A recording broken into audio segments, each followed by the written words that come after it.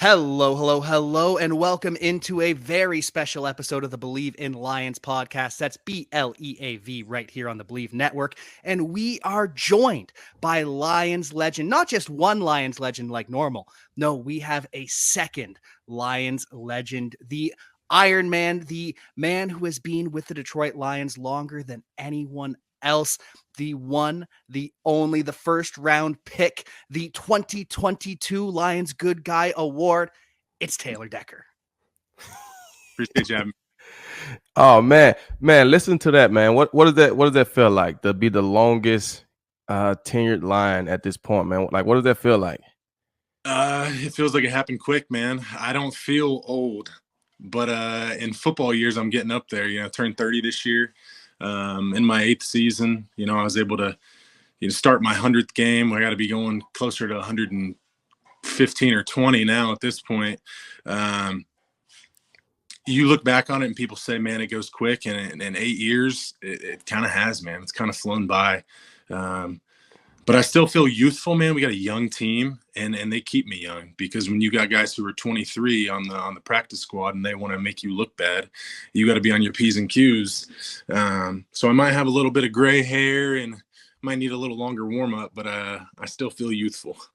I mean, that's the good thing about it, man. And that's generally how it happens. The young guys keep the older guys younger, but it takes a special person to want to connect and be a part of the younger community. You know what I'm saying? Some of these older guys, you know how it is. Some of these older guys they're old, they're into other things, and they don't really put into the rookies or the younger guys. And so the fact that you can connect with those guys, what has it been like just being that leader of the O-line and probably one of the biggest pillars of the whole entire offense? Yeah, I mean, first and foremost, the guys on the O-line that they've brought in, they've done a phenomenal job of just personality fit. Like, we just all get along so well. And I know it's not that way in every single room across the NFL. But we just love each other and we get along so well. And you have players who are phenomenal players that want to see the other guy next to them do just as well, if not better.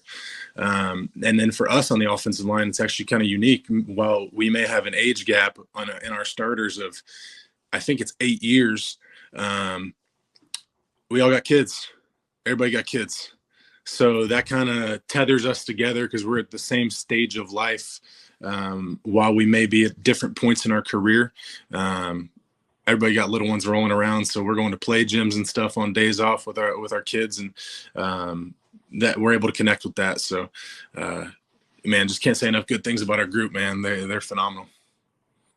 Yeah, it's a strong room that you've got there, and one that kind of is almost the heartbeat a lot of people see of the offense. And so what's it been like over the past couple of weeks being that driving force of the team, of the offense, as you pursue your playoff goals? I mean, part of this is going to be a boring answer, but we know in the playoffs, you got to be able to run the football, protect your quarterback, and stop the run. Those are just kind of staples of just being a successful team in this league. And we know that Ben's going to put us into positions to be able to try and affect the game. That may not always be an easy thing to do, but he's going to put you in a position to succeed and help the team. That might be one-on-one in pass pro for 46 pass snaps, like last game felt. But ultimately, he knows what our guys' strengths are, and we can be multiple with him, but he's going to play to his players' strengths within the whole offense, but especially on the offensive line as well. That's dope. So I got to ask, man, because like we said, you've been there the longest, right? You came in 2016. That would have been Coach Caldwell's era. We went to the playoffs that year. We lost first round to Seattle, if I remember that correctly. Yep. And then you went on to be a part of the Matt Patricia era. So you seen kind of a semi-high, with the Caldwell making the playoffs, even though we had to go on the road. And then you've seen a low, and then now you guys are at an all-time high right now. So kind of just talk about that journey of what it's felt like going through the highs and the lows. I mean, there were definitely a lot of days where it'd just be hard to come into work, because ultimately you are what your record says you are. Right. And for me, like I view myself as a winner, but your record says you're a loser, you're a loser. And that's a tough pill to swallow as a competitor. You know, you've played, you have pride. So that was very frustrating for a long time, because you're trying to figure out what the disconnect is and how can we right this ship. Because we have good pieces, and we have pieces from those teams that won 3 games or, you know, 4 games, 5 games that are helping us now. But ultimately, you know, we just couldn't get everything clicking, and there was some disconnect, and we needed a change. We needed a big change, and that's what happened when we hired Dan. You know, we had an ownership change. We got a new head coach. We got a new GM coming in, and I didn't really know what to expect. But I remember after Dan got hired, he had called me. I was actually out to dinner with my wife.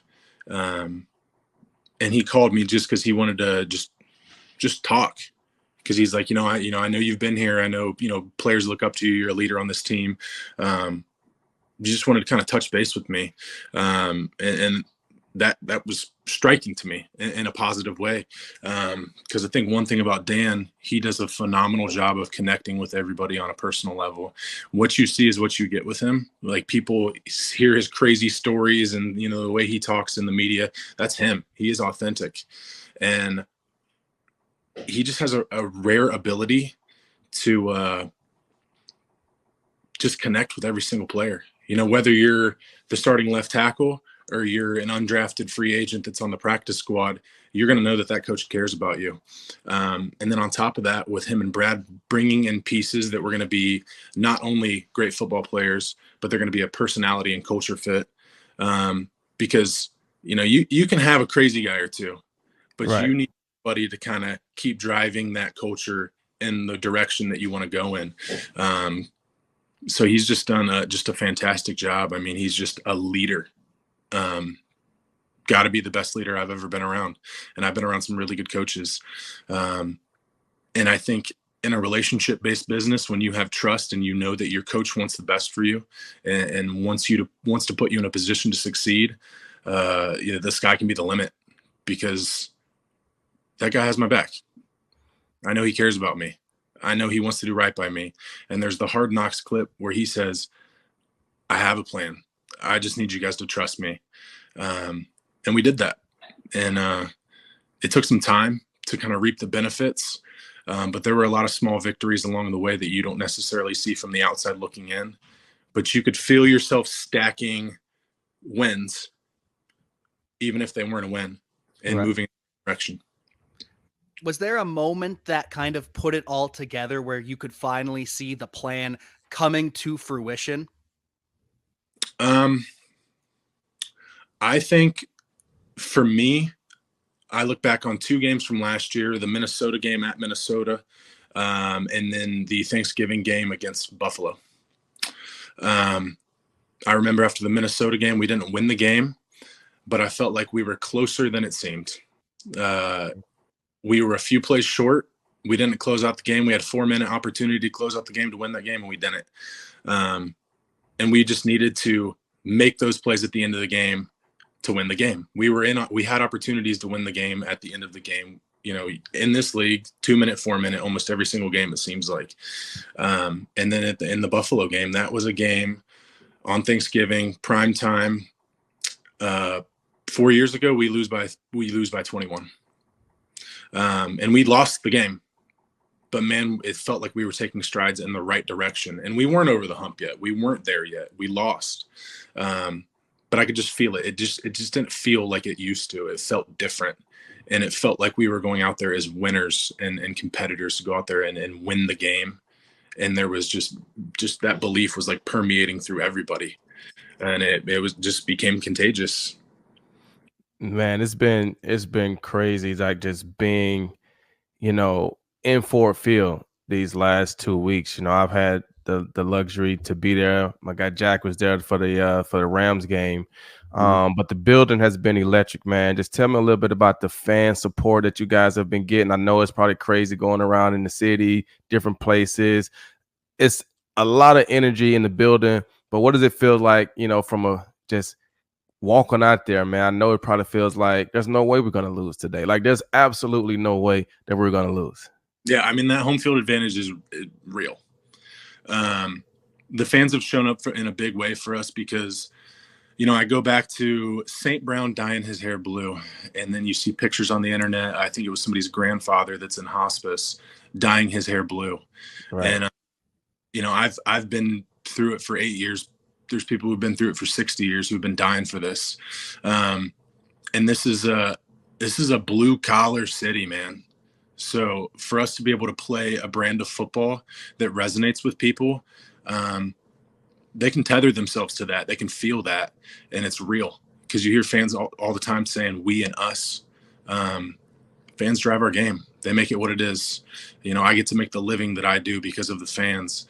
I get to have 65,000 people at 134 decibels because of the fans watch me play. So it's special, and you can feel like how much it means to people because they've been yearning for it, and they want to be proud of their team, and they want to be able to talk shit at the water cooler to their buddies on Monday. And it just speaks to how special the game can be because it can give people a recess because there's a lot of people who don't have it as good as we do. But man, when their team's rolling, that does a lot for them. For sure. You got something, Jack? I got two more. That's all I got. No, all you, Glover. All right. So my first one is, like you said, right? Fans, 134 decibels, right? Loud. 2 home games. Played great. You know, now you guys are going on the road, right? Going to San Francisco. You go from being the home person to now you're the villain in somebody else's stadium. But it seems like America, everybody is rooting for you guys. Do you guys feel that, like, that underdog mentality, but we represent America going into San Francisco, and like we really got to go and get this done?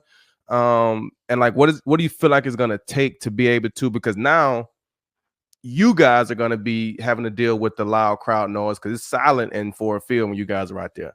Mm-hmm. How are you guys going to, you know, be able to go out there and basically execute at a high level and get that done? Well, first I would say, I know the seeds say that we're an underdog, but we don't feel that way. We're in this game because we earned our way into this game. There's no way around that. We had to win our division to get a home playoff game, and then we had to win 2 to be able to get to this point. That being said, they are a fantastic opponent, and every round that we get to play in, the level of difficulty is going to go up. We are going to have to be super dialed into the details of verbal and nonverbal communication, probably a lot more nonverbal than verbal.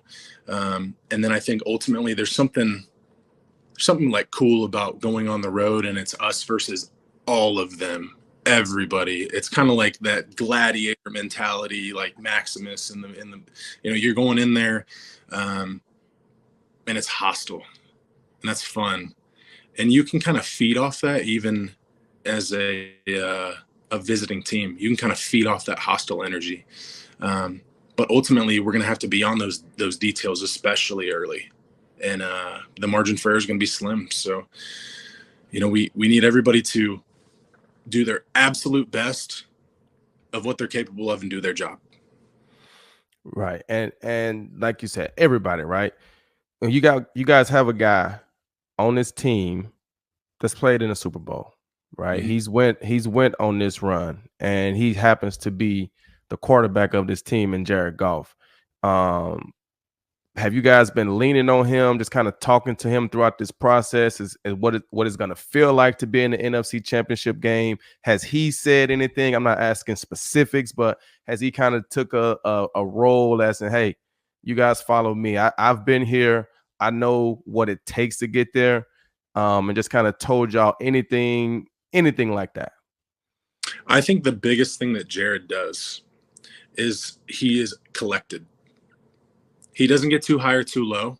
And when you're playing a premium position like quarterback, the most scrutinized position, and he might be more scrutinized than any quarterback, and you just see that your guy, your field general out there is collected, and he's just going out there to play ball,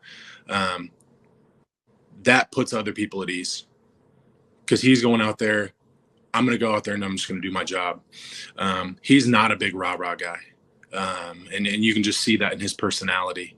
But his collectedness playing that position, I think that's bigger than anything. And we have a ton of guys who haven't played in playoff games at all until this year. But maybe ignorance is bliss, because we got some rookies playing really well, man. And I they trust what the coaches are telling them, that number one, you belong here.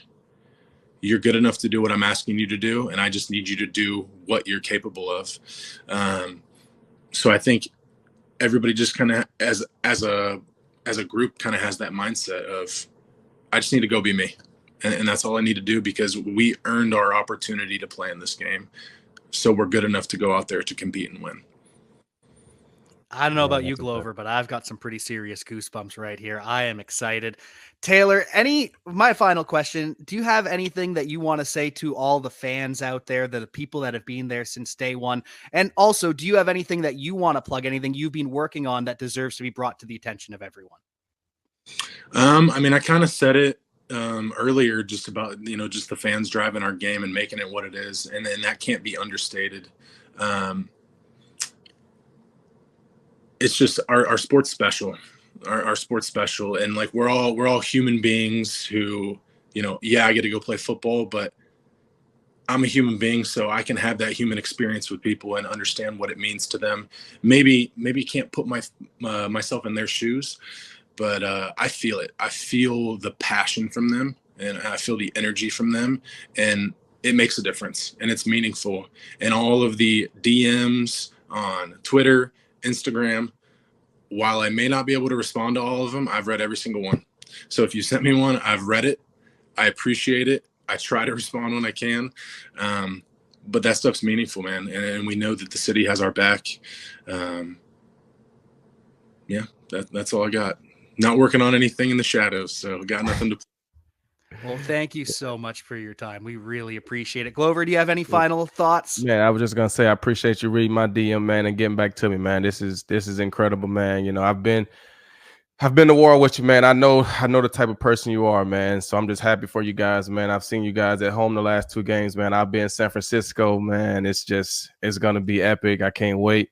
So I know you guys probably are off today. Get started probably tomorrow on the preparation. So good luck this week, man. Have a good time. Enjoy this moment, man. And we're all rooting for you guys, man. All right. Appreciate you guys. Yes, sir. Thanks again. What a great time. What a great person. What a great story. Glover, thank you so much for getting this hooked up for all of the people out there to see. I know the audience is going to love everything that Taylor said. I'm ready to run through a wall right now, so I imagine the audience will be too. Yeah, man. I thought it was pretty cool, man. Like, just authentic, I'm like you, man. Like I was getting goosebumps, man. Like I'm feeling it, man. Like, I think they understand the magnitude of where they are. And like you said, I think they got a good group of young guys that don't really know. They don't know what you're supposed to be. So they're writing their own script. You know what I'm saying? Like, they're not trying to be anything other than who they are right now. And I think that's the beauty of it. And like I said, I feel like, there's not many states or fans that have dogs in the fight anymore, right? It's only 4 teams left remaining, only 2 in the NFC and 2 in the AFC, right? So, all of the fans in the NFC that don't want the 49ers to win, I'm sure they're rooting on the Lions, and it's just a great story, and so many people are behind this team, and I can feel it. I'm sure you can feel it. I know they can feel it, and so taking that with them on the road is going to be huge. And although they probably won't hear that many people screaming for them, there'll be tons of people at home screaming through their TVs for you guys. So I'll be at the game screaming for you guys, rooting for you guys. But it's going to be a special weekend. It is going to be such a special weekend. I cannot wait to see it all unfold. Any final thoughts? Any parting words for all of our fans out there? Or did Taylor just put it perfectly, and there's nothing else we can say. Taylor put it perfectly, man. There's nothing else left to be said. He put it perfectly. He absolutely did. We've got a big week ahead. We've got a big game coming up on Sunday, the NFC Championship. Glover's going to be there. So if you're at the game, if you're in the Bay Area, keep your eyes out for a Lions legend. You'll see some on the field, some off the field. But until then, we will see you next time. Peace.